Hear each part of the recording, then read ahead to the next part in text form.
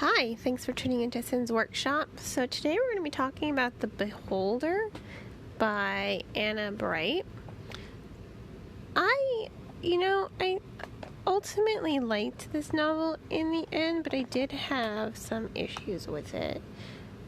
So The Beholder follows, a young princess, and she is sent away by the evil stepmother. So it's very reminiscent of Snow White. Which, that's part of what drew me into this story. Princess Sela, she has to leave her home. And she's the next rightful heir, but her stepmother wants to get her out of the picture. So she sends her off on this engagement quest to sort of find, a husband. The problem is all the suitors are next in line to their throne or in some way can't leave their home.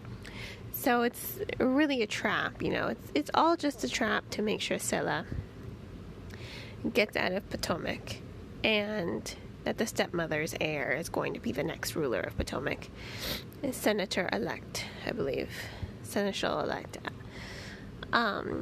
So it's not that it was a bad story. Ultimately I did like it. I just, like I said, I had some issues with it. First off, I did like the world building. I loved how there are lots of allusions to the Odyssey and Beowulf. I think those are two really great epics in literature. Not easy to read, but good epics. And, one of the people on her ship, on the Beholder, taking her to all these places is Homer, and I thought that was such a really good twist in the story. You're bringing Greek mythology to life. You're creating this all new sort of history in this story, a new history for our world, because she lives in Potomac. She's going to England. She goes to the Nordic Isles. In this novel, the second novel is going to continue her journey, but for, different reasons. But while the world building was good, Sela's characterization really falters a lot. In the beginning, she acts like this heartbroken princess. She asked her friend to marry her, and he says no in front of the entire court, and it's really just kind of a humiliating question. And what he says to her is, I wish she'd had the courage to talk to me about this privately. He's like, but that's always our issue. He's like, we don't really talk. They're friends, but they're more like friendly acquaintances, because she is the heir. So it says a lot about her character that she doesn't really see the world, and she kind of lacks courage as well. On the journey, she acts a little bit like a spoiled princess. I didn't really connect. I felt bad for Sela as a character. I really did feel bad for her, because she was humiliated. She thought this boy that she was in love with, she thought all his acts of kindness were, symbols of love. But, that's not true. It was just kindness.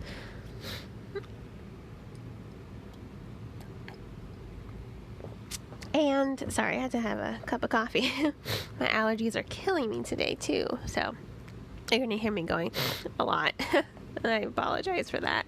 But, she really does act kind of like a spoiled princess. At times. It's not constant, I'll say this. She has her ultimate desire is to return home to her ailing father. Her father is getting weaker and weaker and weaker. 3 guesses why he's getting weaker and weaker and weaker. I mean, that was obviously, it's predictable. It goes in line with the sort of fairy tale element, evil stepmother. What is she doing? She's poisoning him. She's slowly poisoning him. Why? Because she's the evil stepmother. And what does the evil stepmother do? She poisons people. That's what happened. So it's incredibly understandable.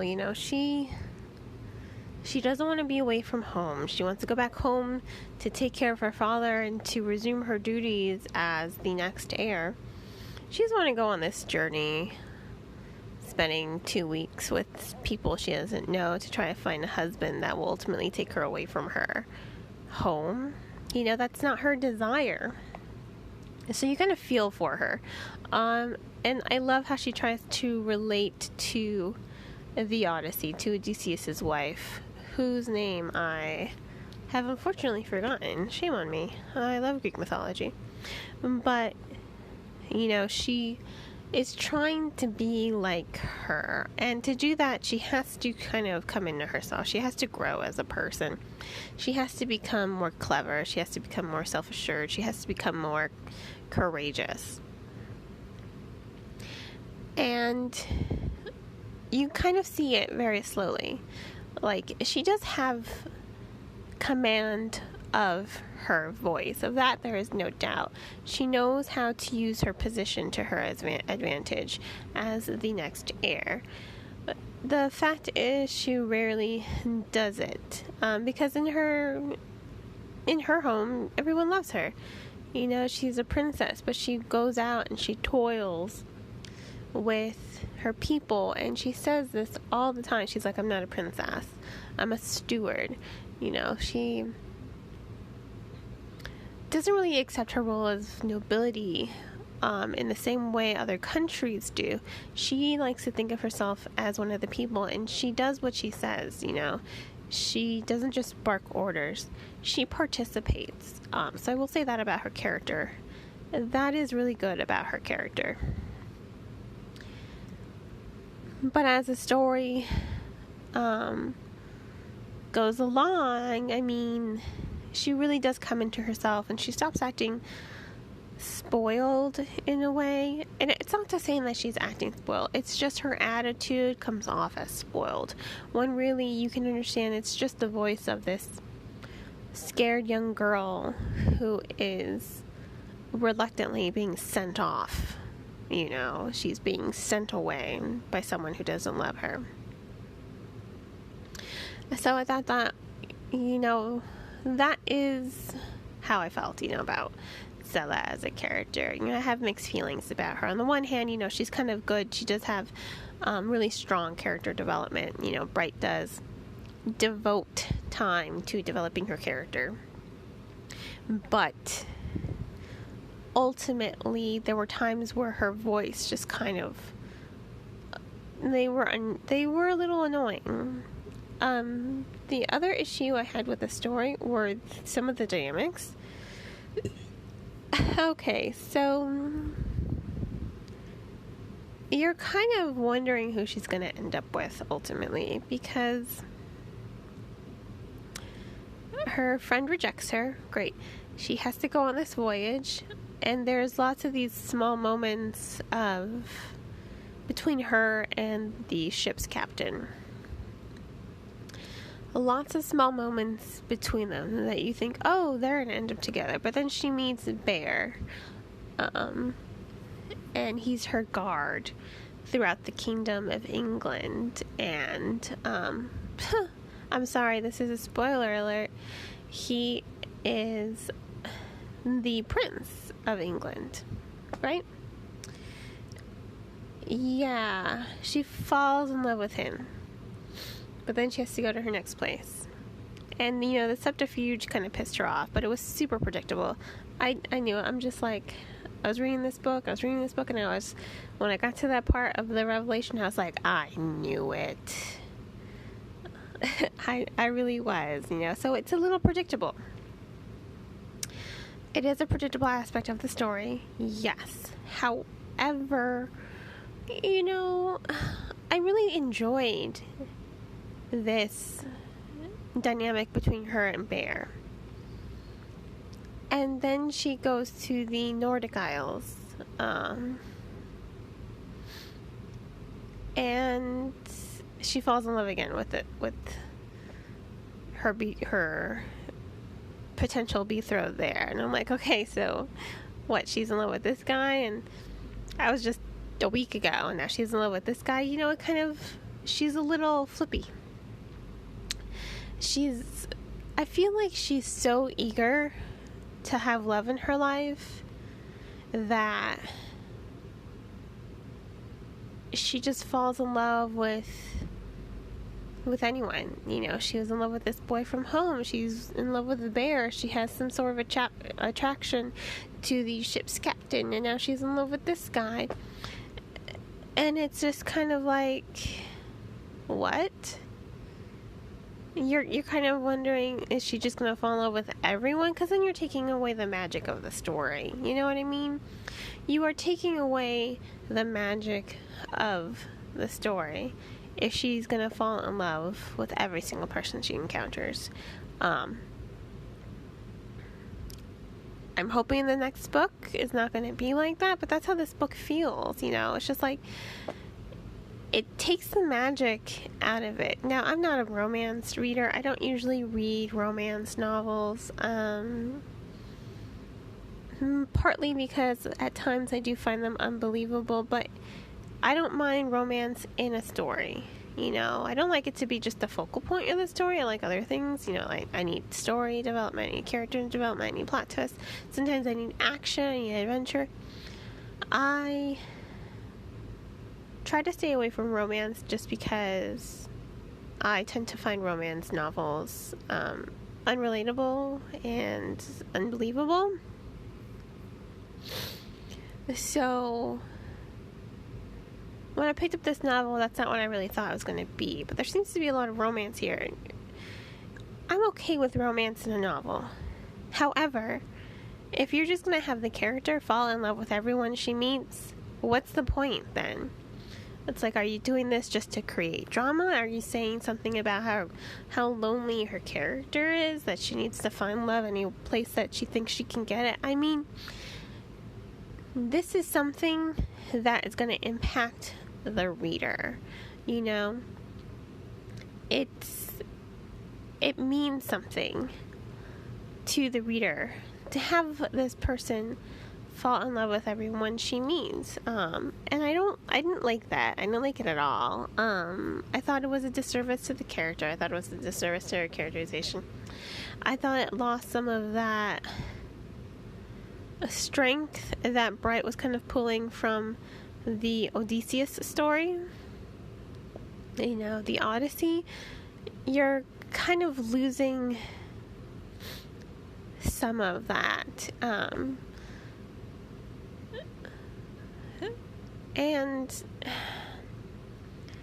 I mean, that's probably what bugged me the most of the story, because I really did like the world building. I like how there's the court of New York, the Imperial, England, the Nordic Isles, Potomac. I loved how this is a parallel to our world. I love how it seems like it's historical fiction. I love how there's lots of allusions to Thor and Freya and God, the tree, Ooh, forgot the name of the tree. But you know what I'm talking about, that sort of tree of life in a lot of Nordic mythology.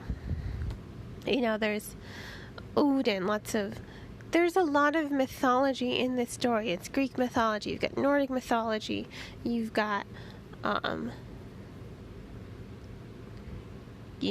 Norse mythology. Let's say it's Norse mythology. You've got some British legends, the Pendragons are kind of referenced there. I thought that was really cool.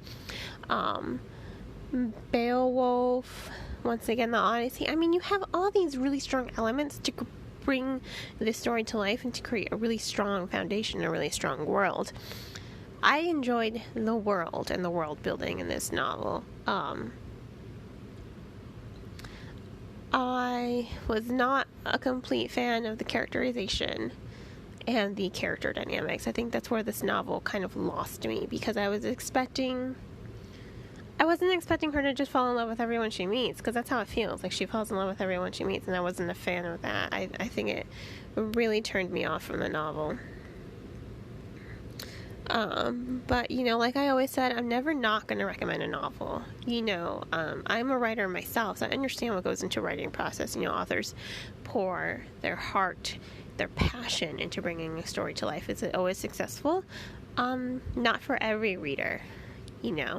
This is my opinion. For other people, they're probably going to feel differently. Especially if you're a fan of romance. You're going to feel probably way different than I felt about it.